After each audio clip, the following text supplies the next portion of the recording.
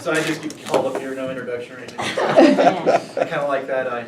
One of my favorite things about doing evaluations, I get to pretend to be a man who needs no introduction. But that's not true. I'm only pretending. Okay, Craig, there you are. I loved your speech. It's a great story. And those that know me know that I love storytelling. I think storytelling is an important skill, and you told a great story.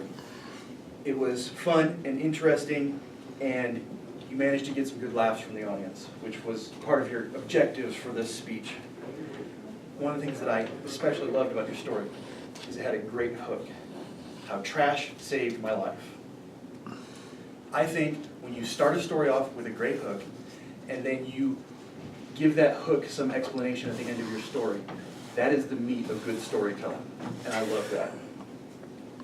But I'd like to articulate a few places where you could improve. The first thing that I would do is change the title of your speech. The title of your speech is also the hook of your speech. And I think that you could improve things by changing the title into something like, Proud to be a Trash Man. Because we know you're not a trash man, right? And so now the hook is something that you can present in your speech. The second thing is that your objectives talk about having a good opening joke. And I felt like your opening wasn't quite a joke, wasn't as humorous as it could be. So here's a suggestion.